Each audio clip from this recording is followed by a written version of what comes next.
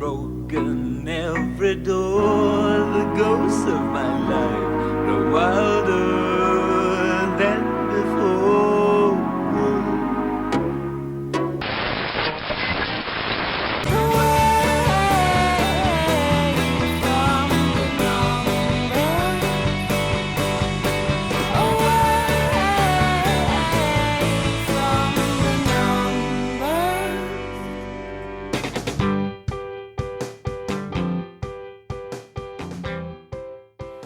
Well, hello again, and welcome to episode 143 of There's Still Time, the AFTN podcast. I'm your host, Michael McCall, and the boys are back in town. But don't worry, I'm not going to sing for you. Yep, we're recording this on Friday the 22nd of January, and after what has felt like an age after that playoff defeat to Portland, Vancouver Whitecaps back at it. The players were back today for Media Day, just to kind of have a little bit of chat about what they've been up to the off-season, their thoughts of the season ahead, all that kind of stuff. And after some medicals on Saturday and a rest day on Sunday, they're going to be hitting the training pitch for all of next week up at UBC before departing for Tucson in Arizona for the 2016 Desert Friendlies. 3 games coming up there against Seattle, New England and Houston. So a lot of faces new and old in the preseason camp roster. Signed players, WFC 2 players, residency players, super draft selections, and a couple of guys that's been invited to camp. We'll cover some of these guys later. Of course, it's been a fairly quiet off-season really for the Whitecaps, as we've discussed in previous podcasts. A lot of re-signings, strengthening the core of the team, tying some guys up to longer-term deals, but only 2 new additions to the squad, so far anyway. Veteran Costa Rican midfielder Christian Bolanos, one of the worst kept secrets in MLS, was finally announced this week after being linked to the Whitecaps for what's felt like a month now, I think it has been. Now Bolanos isn't going to be joining up with the Whitecaps until they're down in Tucson, but the other new addition to the Whitecaps this year, Japanese striker Masato Kudo, he was there on the first day of camp and had his official introduction to Vancouver media. So let's hear a little bit now from the all-time leading scorer of Kashiwa Reysol. Now Masato's English isn't quite great yet for doing interviews on his own, so he had a translator with him. So what I've done for this audio is I've put the questions that we asked him in English, and then I've cut out the translator asking the questions in Japanese, kept in Masato's answers just to get a kind of flavour of him and how he's answered the questions. And for anyone that speaks Japanese out there, you can hear exactly what he said. And then just the translated answer back. And just a little bit of word of warning as well, that it was very noisy in the room and it was a little bit hard to get some great audio. So it's not perfect, but I'll give you a little bit of a flavour and an introduction to the player, and we'll just see how he progresses as the season goes on. So here is Masato Kudo.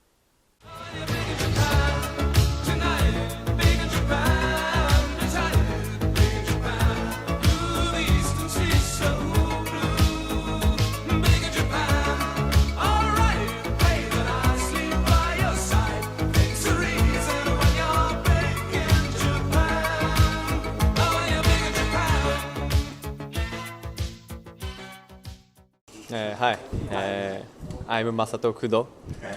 Nice to meet you. Call me Masato. Thank you. So Masato, you've spent your whole career so far in Japan in the J-League. What is behind your decision to now come to Canada and to Major League Soccer? メジャーリーグサッカーがレベルが高いっていうのは、僕は知ってたし、そこで、純粋にプレーしたいと思ったから。So I knew that Major League Soccer has a higher level of play, so he was really excited to come over and play at a higher level. How much have you seen of the league? How much do you know about it? 日本で、なかなかテレビで放送してないんですけど、ネットとかでも、見たりはしました。So in Japan, it's not really broadcasted a lot, Major League Soccer games, but he does watch it online sometimes. And coming over at this stage of your career, is it to have a fresh challenge? or is it to kind of advance your international aspirations? もちろん僕自身もっと上のレベルでプレーしたいと、思っていましたし、僕自身もっともっと成長したいと思っていました。I want to grow more as a player, so my decision to come over here was to increase my level of play. Masato, can you describe your contribution as a player to your team and what you can bring here to the White? もう攻撃に守備にハードワークをして、とにかくゴールで貢献したいと思っています。I want to contribute by playing hard defense, scoring a lot of goals, and just being a good teammate.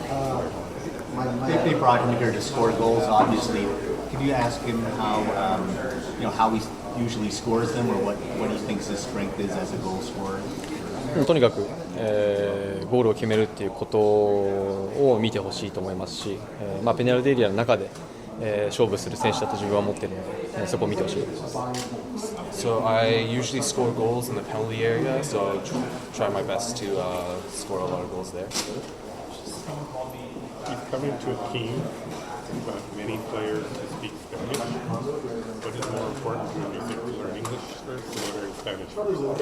Whitecaps の中ではスパニッシュを話す選手が結構多いので、英語とスパニッシュどっちの方が習った方が英語を勉強してますし、スペイン語も、英語を習っている上で少し余裕が出てきたらスペイン語を勉強しています。I'm currently learning English right now, so if I have the opportunity and if I feel very comfortable, if I have the time, I'd like to also learn Spanish. Is that going to be a challenge, not just knowing the language to begin with, to start the season? いや全然苦労はしてないですし、チームメイトもみんな明るい選手たちが多いんで、すごいいい雰囲気で、活動できてます。So it's not that much of a challenge. The teammates are very helpful and very happy. And, they help me out a lot with my English. Talking of challenges, you're going to be playing on artificial pitches. Have you ever played on that kind of surface before? 日本だと、ほとんどの試合、スタジアムが、芝でやってて、なるべく早く練習場も人工芝ですし、早くなれるように、努力したいと思います。So the majority of the stadiums in Japan are, I guess, real grass. So he doesn't get the chance, or I don't get the chance to play on turf very much, artificial grass. I would like to practice a lot and try to get better and see what the differences are. Now you're coming to a team that the last 2 years they've struggled to score. Do you feel added pressure that you need to kind of make an immediate impact with goal scoring? いや全くないですし、もちろんその来る前から、ゴールをたくさん決めてほしいと、そこがホワイトキャップスにかけているっていうことは聞いていたので、それを達成するために僕は来ました。No, there's no added pressure. I've already known that he's coming over here, or I'm coming over here for goal scoring in general. So there isn't that much pressure. And there hasn't been a number of Japanese players come over to Major League Soccer.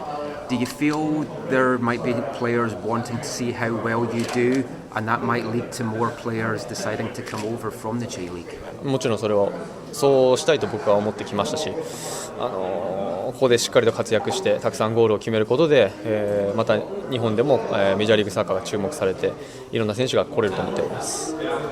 My aspiration is to play very well so that more Japanese players will come over to play in the Major League Soccer, and hopefully that Japan will broadcast more Major League Soccer for them to see what it's like. And can you maybe just tell us a little bit about what it was like as a child growing up playing soccer in Japan? What age did you start playing, and how was your development as a youth? 前にインターソの柏レイソルっていうチームでは、10歳から、そのチームに入って、去年まで、そこでずっとサッカーをしていて、僕がいたチームはすごい全てが同じ、練習場で、小学生も中学生もみんな同じ練習場で練習をもしたり試合もしたりスタジアムもそこにありますし、そういうところですごい、ファミリーな、常に仲良く、やってた、チームであります。So I started playing soccer since I was 10 years old. I've been with the same team since I was 10 up till last year. The team's very family, very tight community. Since elementary school and junior high, we've all been together playing at the same field, practicing in the same field. Everything was really close. So it was a very family-like situation. And what's your first impressions of the city of Vancouver?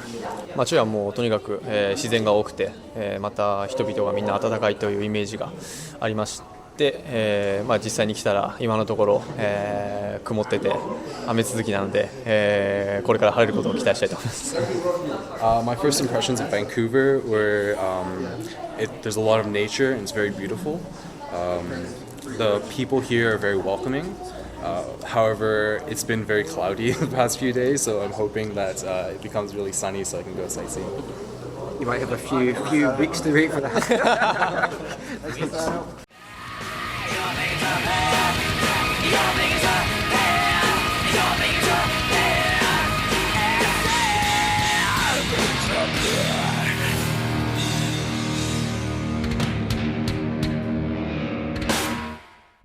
So Masato Kudo there, looking forward to starting his new journey in Vancouver, and I think we're all excited to see exactly what he can bring to this team. Has Carl Robinson finally found the missing piece of the goal-scoring jigsaw? I think we're all hoping that, and it's going to be a little bit of pressure on the guy. He has got a really good track record of scoring goals, and I think when you're bringing in any new striker, you are expecting him to kind of hit the ground running, as Octavio Rivera did last year. There's going to be a lot of new things for him, a lot of travel that he's not used to, artificial pitches, as you heard there, that he's not used to, and just the whole new environment. He doesn't speak that good English so far, he is taking lessons, so there's a lot for him to kind of take on board, but the general expectation is this could be an absolutely fantastic signing for the Whitecaps. And there's been a lot of buzz about Kudo's signing for the Whitecaps and the new MLS season down in Japan. Now, our knowledge of Kudo before he came here was nil, and our knowledge of the J-League was just a little bit above that. So for that very reason, we caught up with an American journalist who now calls Japan home. Dan Orlowitz writes for Football Channel down in Japan. He does their English language version of the website, and we'll explain a little bit more about that during our chat with him, and at the end of it as well, we'll give you some details as to find all his stuff online. But last weekend I gave Dan a call, had a really good 20-minute chat with him, just about the comparisons between J-League and MLS, and to find out a little bit more about Masato Kudo. What's the buzz been like with him signing for the Whitecaps? How's MLS looked upon down in Japan? And is it an untapped market? And are we going to see a lot more Japanese players now maybe coming over to MLS if Kudo is a success? So we discussed all this and a lot more beside. I found a very interesting chat with Dan, hope you do as well, so let's hear from him now. Here is Dan Orlowitz.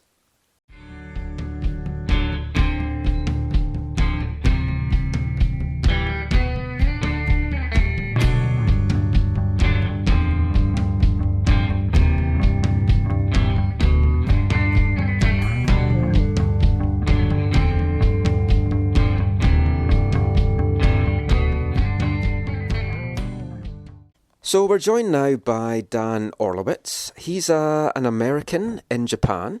He's a journalist covering the J-League and the Japanese national team for Football Channel and a few other things as well. So Dan, thank you so much for joining us. Michael, thank you for having me. It's a pleasure. So first thing to really ask you, how does an American journalist end up in Japan covering Japanese football?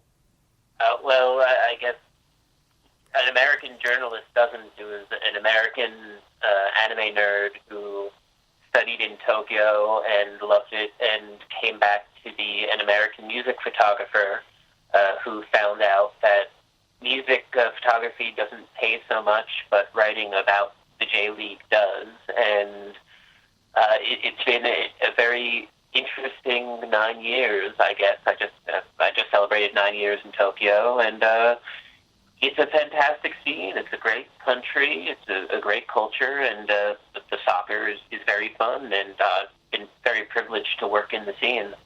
Now, my knowledge of Japanese football, it's limited. I fell in love watching the passion of the fans during the 2002 World Cup. And I think that's where a lot of people kind of really got their first experience of Japanese football and Japanese football fans. But the passion for the game down there just seems massive. It's a very interesting position, I guess I could say, because the sport. I might say soccer, I might say football, because it's, I'm used to saying either, and if I don't say soccer at least once, they revoke my passport. Yeah, I'm confused myself these days. It's the J League, I should say. It's a very family-friendly league. It's a very safe stadium atmosphere, and you see just a very diverse crowd: young, old, men, women, couples, families, people by themselves, and the fans are super passionate. As far as soccer's place in the Japanese sporting landscape, it's the second most popular sport behind baseball, but it's a much younger and diverse crowd, and a much more sort of, in a way, internationally minded crowd. Mind you, about 98-point-something% of Japan's population is Japanese. So when I say diverse, there's limits, but it's a crowd and it's a fandom that's very interested in the sport, and you find that interest extends to all areas of the sport. You can find fans who are just into any league and any player and all sorts of wonderful niche stuff. So the sport is very popular here, and the J League itself is going through a bit of a transition as they've changed the format starting last year to try to bring in more commercial interest. And so that's a bit of a thing that we've been adjusting to. But overall, it's a wonderful soccer country. It's really up there with the U.S. in terms of growth and interest in recent years. And that was one of the things that interested me for chatting to you. The J League, it started in 93. MLS was officially formed at the end of 93, although it didn't start until 96. So the leagues are kind of on a par age-wise, size-wise, growth-wise. J League First Division has 18 teams, but with promotion and relegation, whereas obviously MLS doesn't. How do you see the leagues comparing? I mean, do you feel J League is bigger than MLS in global terms, or do you see MLS being bigger than J League? I have told people for the last couple of years that they are two sides of a great league. If you were to take the J League's development, the technical abilities of the players, the youth academies, the foundations on which these clubs have built a very strong local following, if you take that and combine it with the MLS's facilities, specifically all the wonderful stadiums that have popped up, and specifically the league's marketing acumen and media acumen, if you took those and combined them, you would absolutely have one of the greatest leagues in the world. I say that without hesitation. The problem is that as it stands right now, I think the MLS is still working on the development side of the players, and the J League is very behind in terms of how it's handling media in the 21st century. But if you look at them, they're basically cousins, or you could even call them twins separated at birth. I think that the league, the J League did some very smart things early on, a few very stupid things early on, but mostly smart things. And the MLS has the challenge of trying to build a soccer league, including things such as promotion, relegation, and fan culture and all that, in a country that's not quite used to it. So there's been adjustments, but I think that both leagues, I would say that the J League has stronger teams right now, but the MLS definitely has stronger promotion and better marketing. But if you took those strengths and combined them, absolutely one of the world's best leagues. And I guess it's tough as well over here because there's just so much competition. But describing it as cousins, I think, is a good way to do it. And are there actually many American players in Japan? American players in Japan. At this moment, I want to say no. There have been a couple women's players who have played in the Nadeshiko League.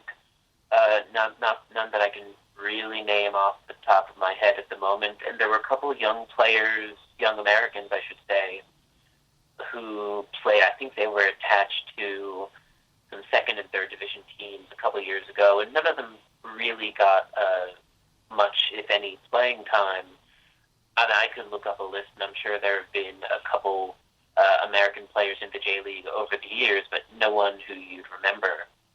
Well, of course, the big news out here in Vancouver is, as of the time of recording this, our only actual new signed edition of the off-season is Japanese player, striker, Masato Kudo, who's come to Vancouver from Kashiwa Reysol. And, I mean, there's a lot of anticipation here. Looking at his highlight reel roll, he looks a fantastic player and a really good fit for the Whitecaps. And the Whitecaps, if anything, need a goal scorer. How do you think Kudo is going to kind of fit in over here? Honestly, his departure is a huge loss for the J League. Was probably one of the most surprising moves of the off season, if not the most surprising. You have to say it's a stupid decision by Reysol to let him go.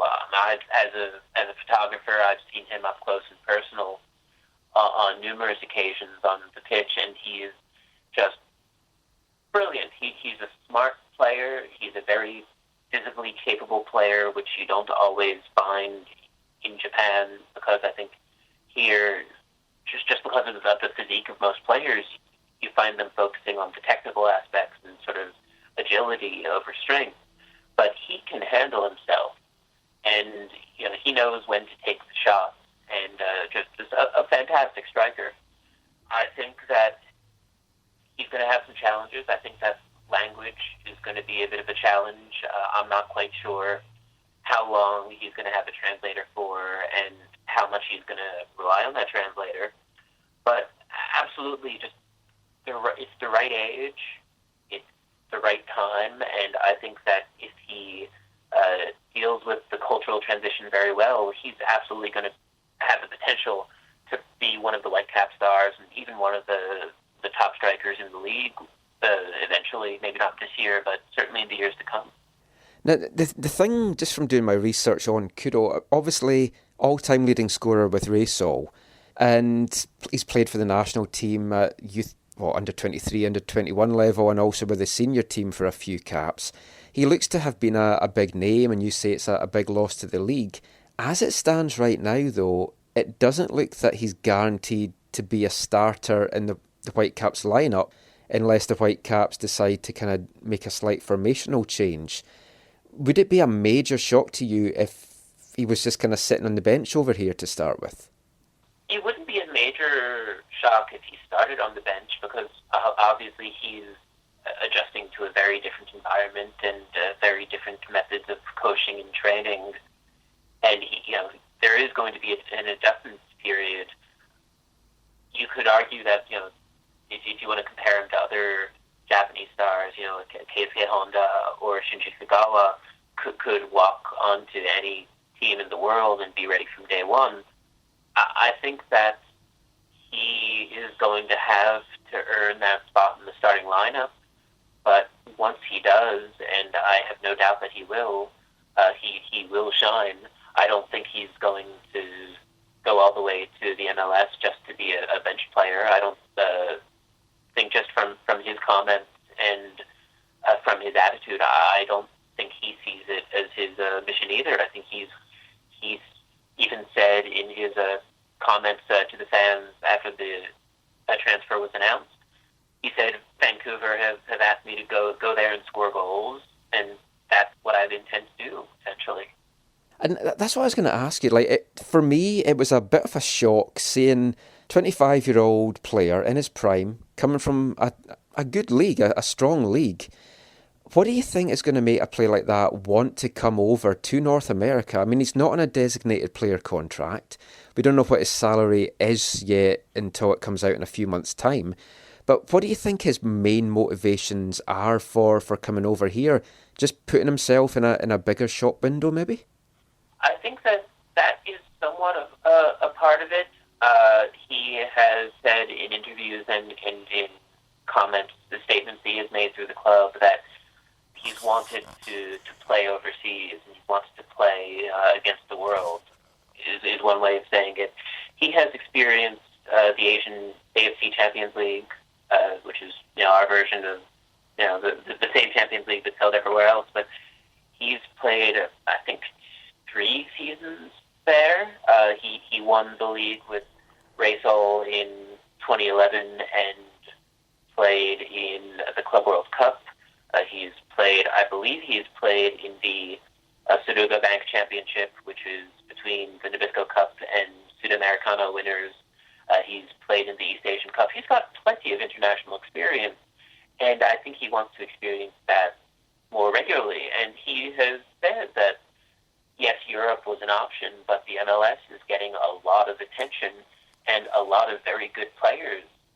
Giovinco in Toronto to start with, Gerrard in Los Angeles, Lampard in New York, Pirlo in New York, Kaká in Orlando City.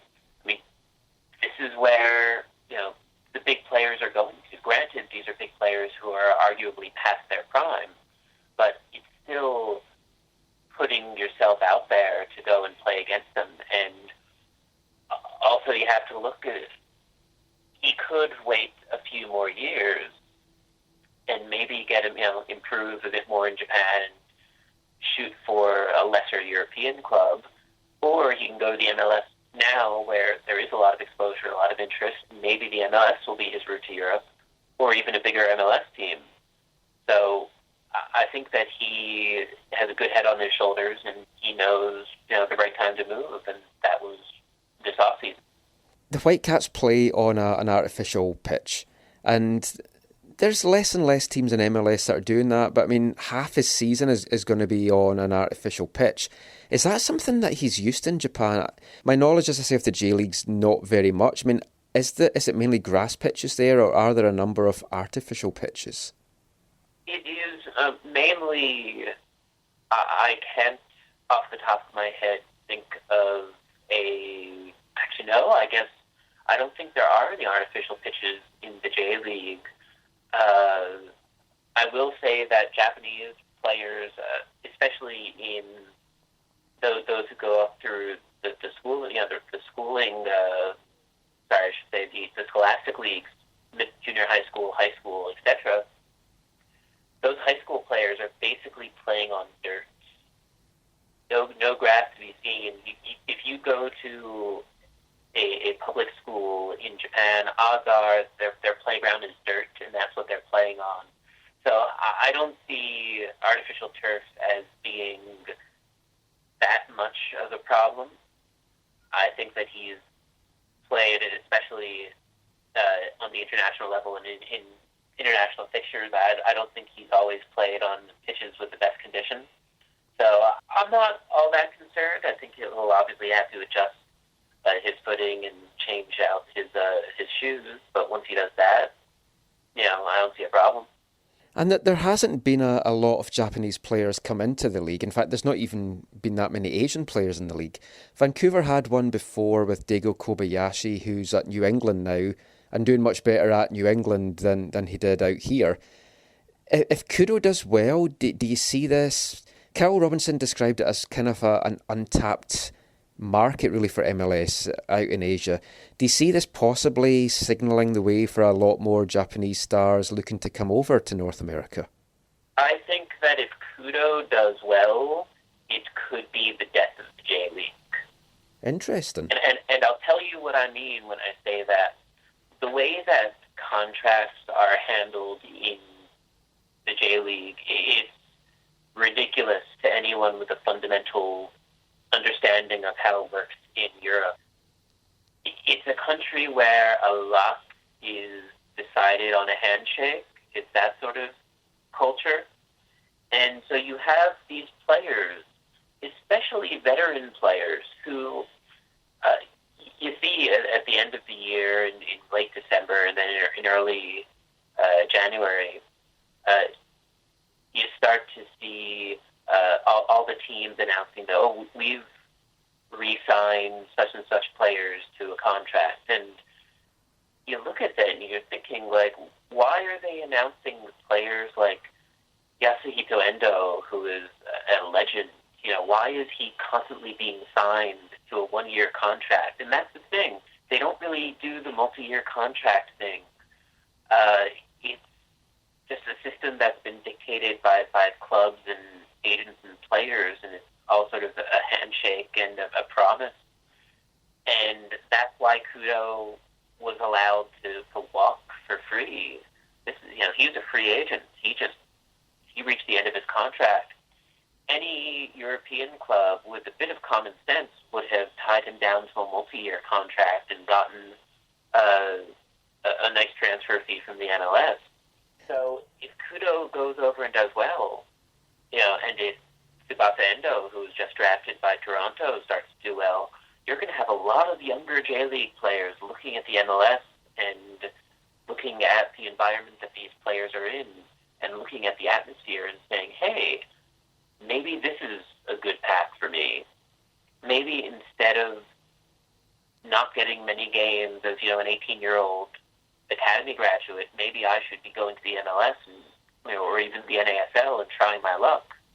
So it's a big litmus test, and it's very troubling. In some ways it's exciting because I want to see more Japanese players in the MLS, but there is a lot of untapped potential here, and I think there's a lot of Japanese players who are good enough for the J-League, not good enough for Europe, probably good enough to do well in the MLS. So we'll have to see how he does. Well, that's interesting to hear that. And I know, Carl Robinson likes to go after free agents. And he did say he was actually offered Kudo last year while he was still under contract. And he couldn't get things done, so he just waited until he was out of contract. So the last thing to ask you, really, what is the coverage of MLS like in Japan? Is it shown much? Do you think people will take a lot more interest now that Kudo is out here? I know we've had a lot more people just checking our site, coming and reading stuff from Japan, Twitter followers from Japan. Is there much coverage just now, and do you think that will now increase? The coverage of the MLS, it's basically limited to news articles about popular players who are going over there, and the occasional think piece on how the MLS is doing its business and marketing strategy, because as I mentioned earlier, the J-League is struggling and the MLS is in a lot of ways succeeding, and so the league is now looking towards the MLS as a model to emulate, to take things up here. I think the biggest neck, and there has been a ton of interest in the MLS and in Kudo, especially because he's such a young player, but the challenge will be whether or not there's broadcast. If someone can show the games in Japan, I think more people will start to watch. Not many people. It won't be tens of thousands. It'll probably even be in the thousands or even hundreds, depending on what time of day the games are shown in. But if you start to show those games, if you start to offer them even online, not even through the satellite broadcasters, I think people will start to watch. He spent 12 years. He spent a ridiculous amount of time with Kashiwa Reysol from their under-12 team to several years on the top team. Those fans love him, and they'll definitely keep watching him if they have a way to do so. Well, that's great to hear. Thank you so much for giving up some time this weekend to speak to us, Dan. Just before you go, if you just want to let everyone know where they can find you online. You can find me on Twitter at Aishiteru Tokyo, which I won't bother to spell out, but I'm sure you'll include it. Yeah, we'll put it on our website. I write for Football Channel in Japan. It's a Japanese site, but we also have an Asian English language edition, and you can find us on Twitter at sc.asia or on the web at footballchannel.asia. And I've actually, as a side project, I've started up a Twitter account talking about the MLS in Japanese. And this is totally a hobby for now, but you can find that at MLS Japan on Twitter. And going to be working very hard this year to fill that up with content and share more of the MLS with Japanese fans here. So really looking forward to what should be a fun season. Well, that's great, and we'll tweet that out as well for folk to give that a follow, and good luck with that. So thanks again for your time, Dan, and I'm sure we'll speak to you soon. Yes, thank you again for having me.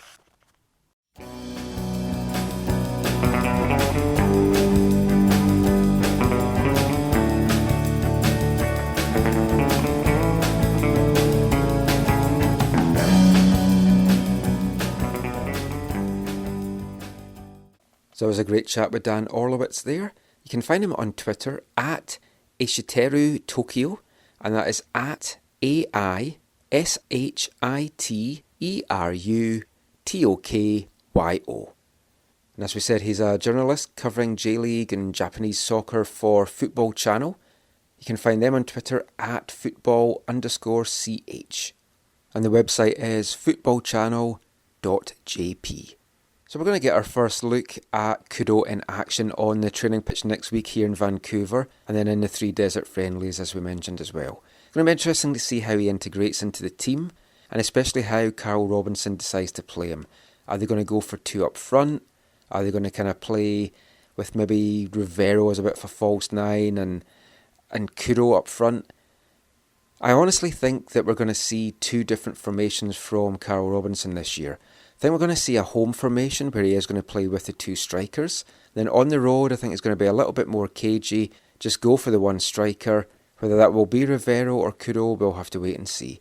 But Rivero's hold-up play is kind of maybe made a little bit more for the road to start with, bringing Kudo off the bench.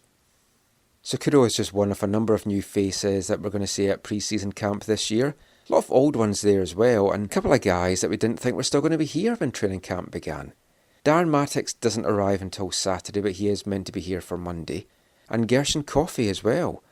Long-time Whitecap. A lot of rumours in the off-season that he was exploring possibilities of a move to Europe.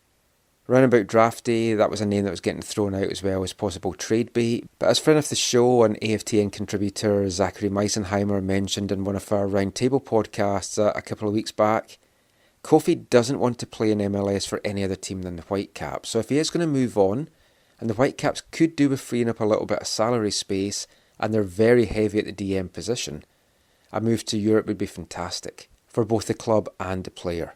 Now, most recent reports have him linked to a couple of teams in Belgium. So I got a chance to catch up with Gersh at Media Day today, just to ask him about those rumours, how he spent his off-season down in Ghana, where, if you didn't see the article, he spent a little bit of time with the Canadian commissioner down there, talking about how he's wanting to set up a football school to try and get more Ghanaians over to Canada, and also about the fast-tracking of his Canadian citizenship application. So a lot to talk about, and here's Gersh doing just that. So Gersh, first thing to ask you, how did you find your off-season? You seem to be really busy down in Ghana. Did you have a good time down there? How do you know I was busy in Ghana? All the photos. They're everywhere. Newspapers. I read Ghanaian newspapers. You're at the High Commission? Yeah, I went there to introduce my team to them and thank them for the opportunity that they gave me. And I also talked to them about helping kids back home if they can play and they are educated, and now we can help them once in a while. One of them can travel and go change his life. So that's what we talk about. Gershon, your name's been linked in a bit of transfer rumors. Have you heard anything further about that? No, actually in Ghana, the internet is very slow, very, very slow.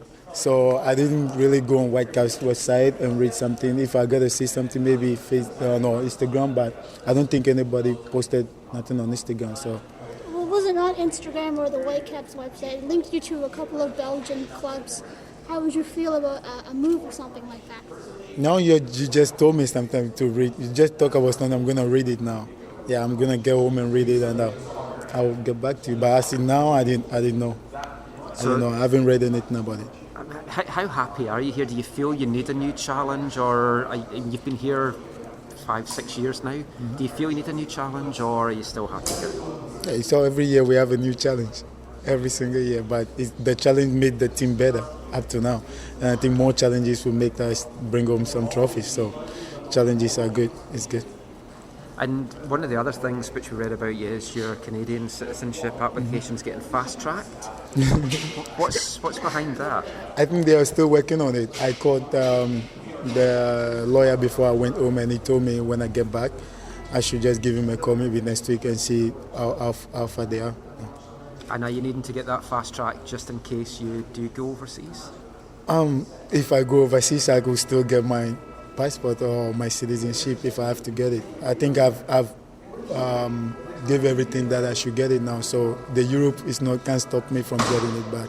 Now I'm happy to be back. Would you like to play over there one day? Yeah, I think every single player in this league, even those who came from Europe, wanted to play in Europe.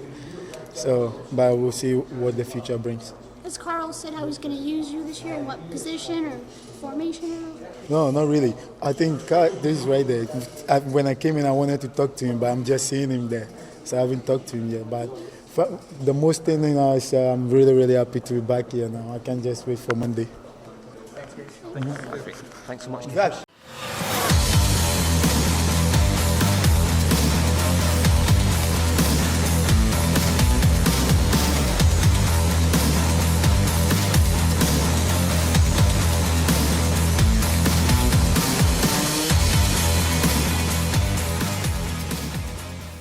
So some fun answers from Gershon Koffie there. That was myself and Har asking the questions.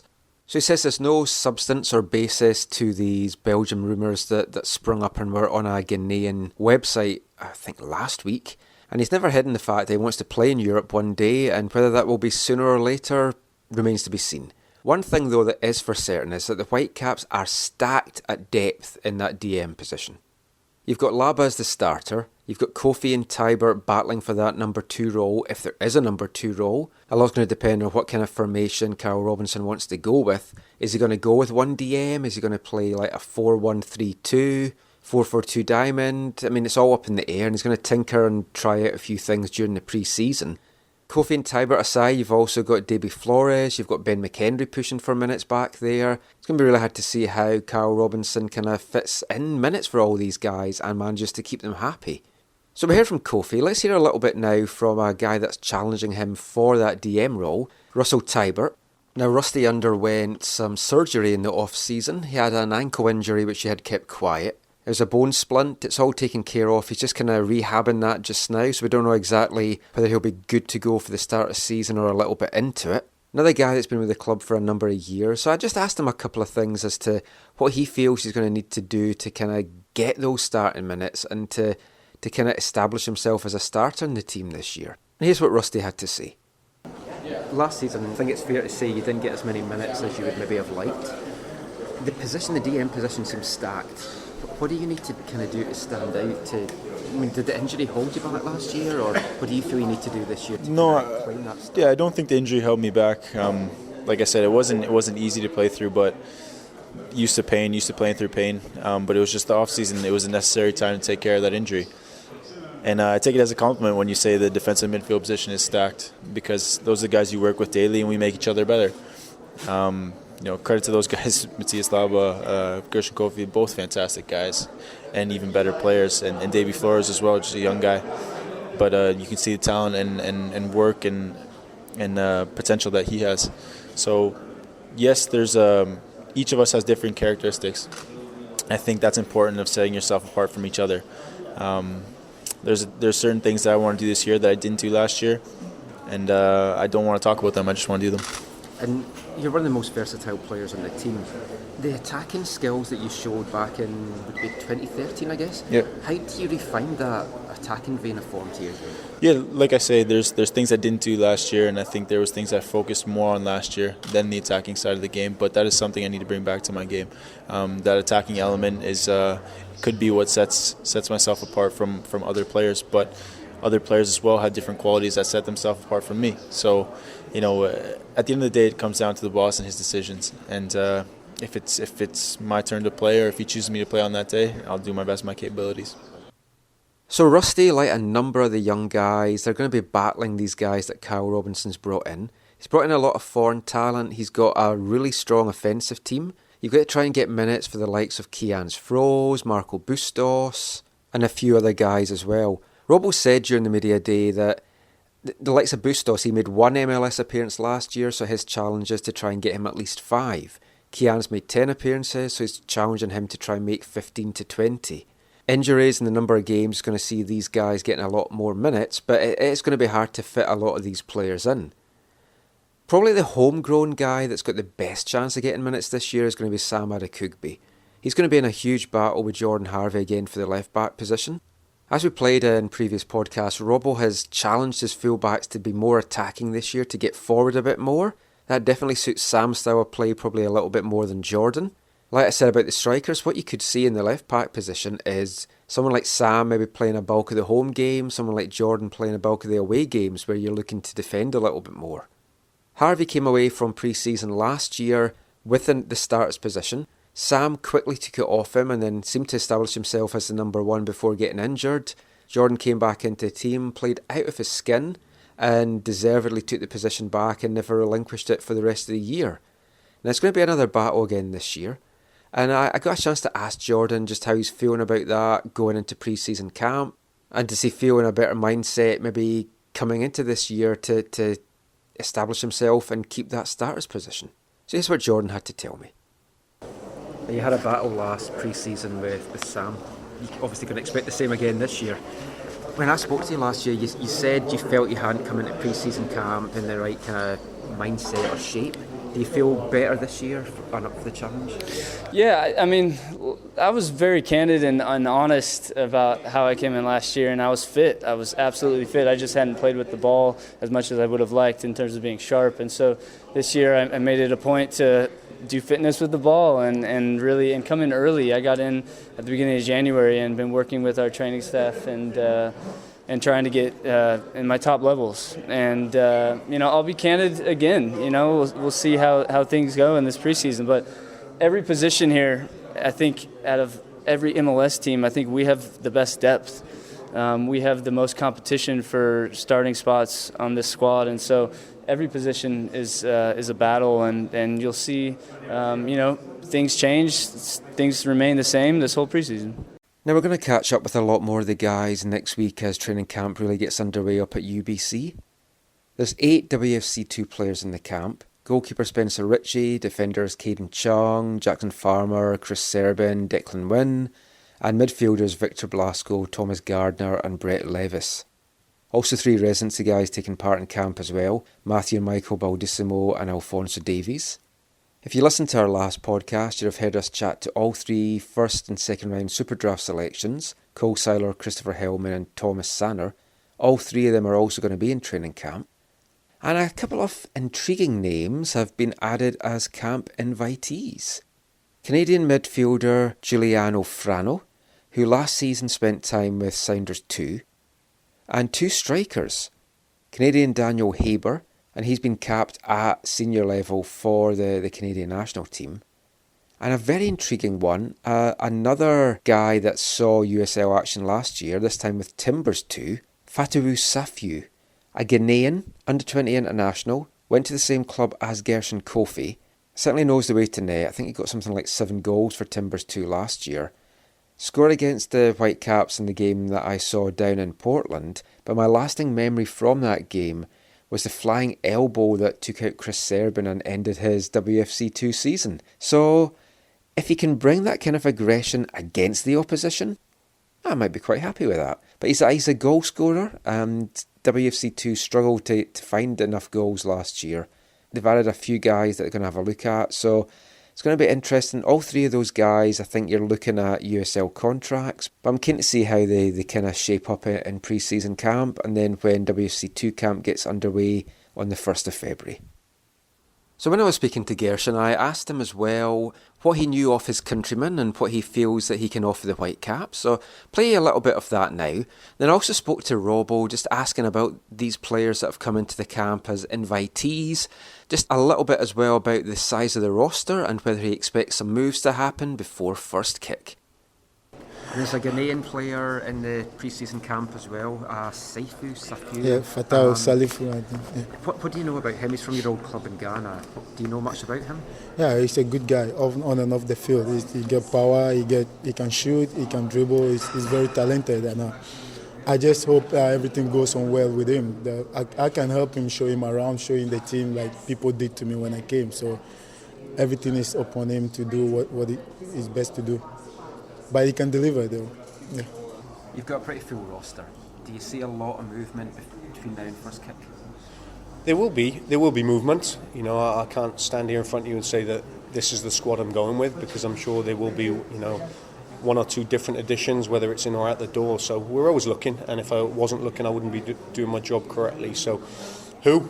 You know, we don't know that yet, but we're always looking to try and make it stronger and better. So I'm sure there'll be one or two little bits of movement prior to the first kick. It's quite a big pre-season squad that you've brought in as well. The three guys that you've brought in as invitees, especially Saifu from T2, what have you seen about them that you want to have a look at? Well, with obviously our USL team now, which is very important for the development of the football club as well, there's opportunities for young players that we don't think are quite ready yet. You know, Alan has identified a number of players to look at for his roster as well as mine. So, you know, we've got 2 or 3 roster spots available, and if we think any of the USL guys, whether they're signed guys of ours or whether they're, you know, invitee players coming in, you know, I'll leave one open, because usually in pre-season someone does surprise you. And I like that. I like a challenge, and I like someone to surprise me. So we're hoping they come in and grab the chance that we're going to give them. So a lot to look forward to. We're going to bring you a lot more stuff over the next coming weeks in the build-up to the new MLS season. Hope you've enjoyed this episode of the podcast. I'm Michael McCall. You can find me on Twitter at AFTN Canada. Read all our stuff away from the numbers, aftn.ca. I'm also the Whitecaps beat reporter for MLSsoccer.com, so check out all my stuff on that. So until next time, as always, thanks for listening, take care, and mon the Caps.